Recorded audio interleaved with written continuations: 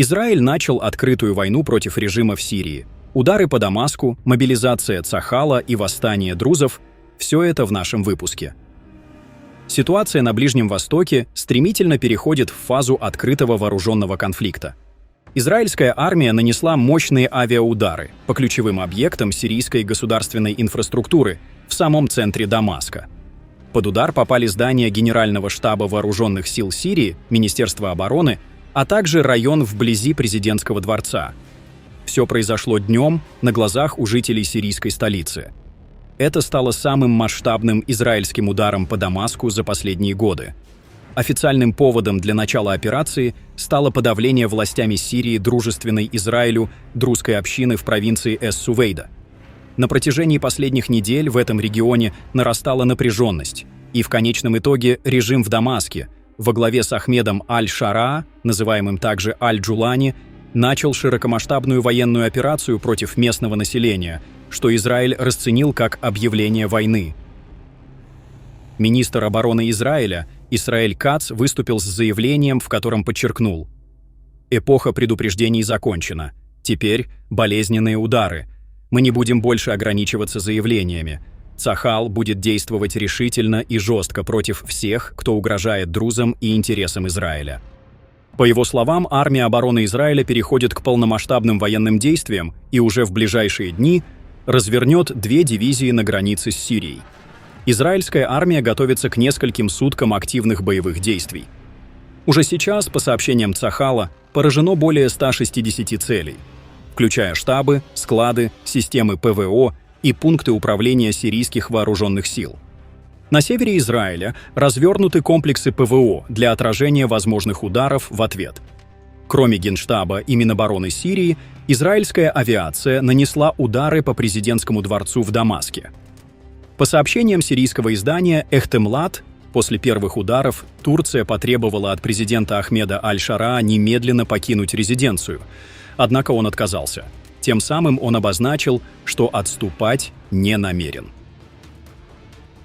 Однако важно отметить, что, по данным израильских СМИ, Аль-Джулани в момент израильских ударов покинул президентский дворец, опасаясь ликвидации.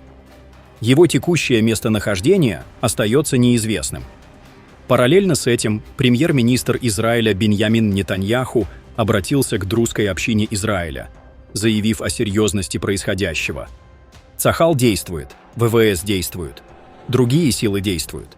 Мы делаем все возможное, чтобы спасти наших братьев-друзов и уничтожить банды, связанные с сирийским режимом. Но я прошу граждан Израиля из числа друзов: не пересекайте границу. Это крайне опасно.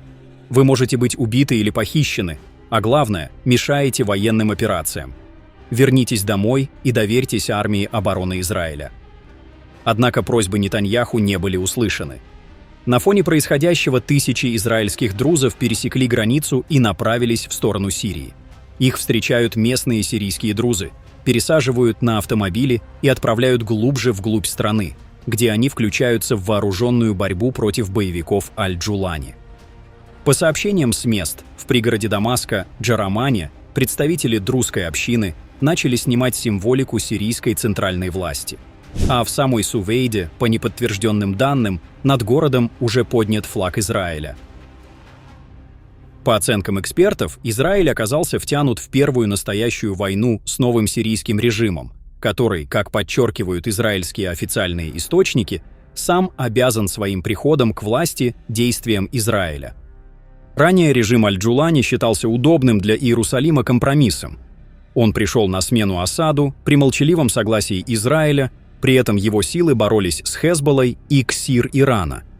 Однако сейчас, как отмечают проправительственные израильские СМИ, этот режим показал свою неблагодарность и направил отряды джихадистов с танками и артиллерией к израильской границе, по пути устроив резню мирных друзов.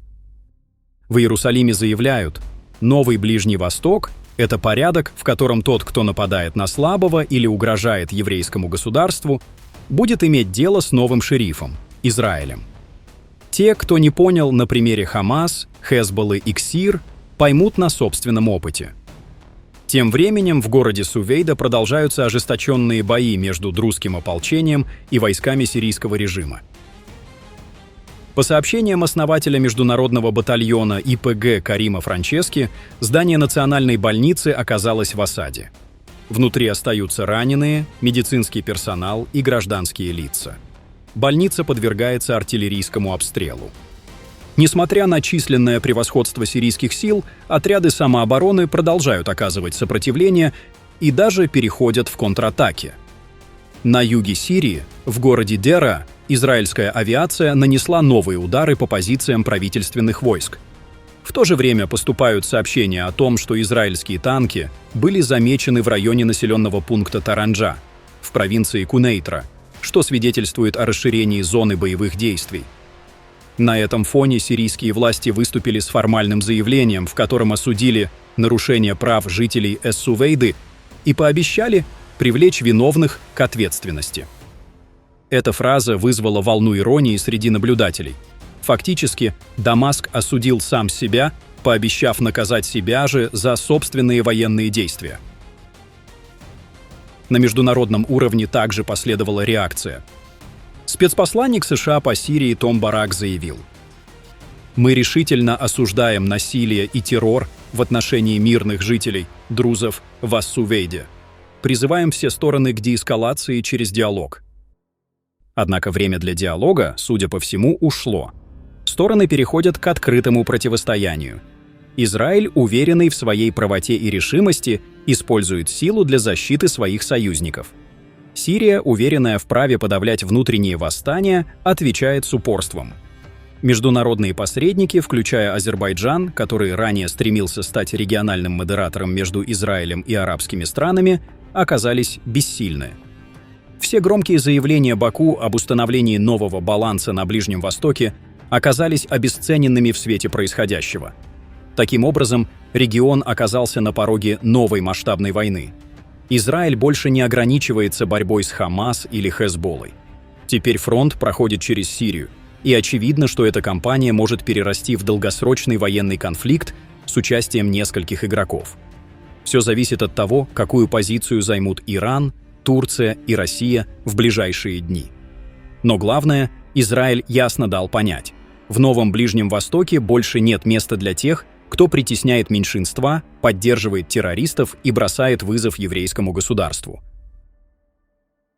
Постскриптум. Пока мир наблюдал за израильскими ударами по территории Сирии, стало известно о важной дипломатической подвижке. Сирийский режим и представители друзской общины в Эс-Сувейде достигли соглашения о прекращении огня. Как сообщают местные источники, духовный лидер друзов в Сирии шейх Юсеф Джарбуа объявил о договоренности с властями. Соглашение предусматривает установление контрольно-пропускных пунктов в провинции и полное административное включение Сувейды в структуру сирийского государства. Параллельно с этим, несмотря на публичные заявления о поддержке сирийского суверенитета, Турция явно избегает прямого конфликта с Израилем. Министр иностранных дел Турции Хакан Фидан прямо заявил: «Мы не хотим столкновения с Израилем в Сирии».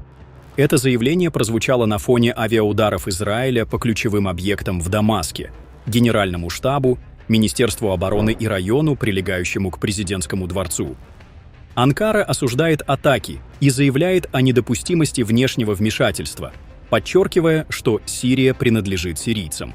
Однако на практике не было озвучено ни одной красной линии, которую Израиль не должен пересекать. Турция, по данным дипломатических источников, продолжает диалог с Израилем по вопросам безопасности через закрытые каналы и посредников, в частности, при содействии Азербайджана. Основная цель Анкары – избежать прямого столкновения, а не остановить удары по сирийской столице. Фактически, это означает следующее. Даже при атаках на объекты сирийского правительства Анкара не вмешается. Публичная поддержка суверенитета Сирии остается в заявлениях, а вот реальное стремление избежать конфликта с Израилем проявляется в действиях. Пишите ваше мнение в комментариях и подписывайтесь на наш канал, чтобы не пропускали самые важные новости мира и Ближнего Востока.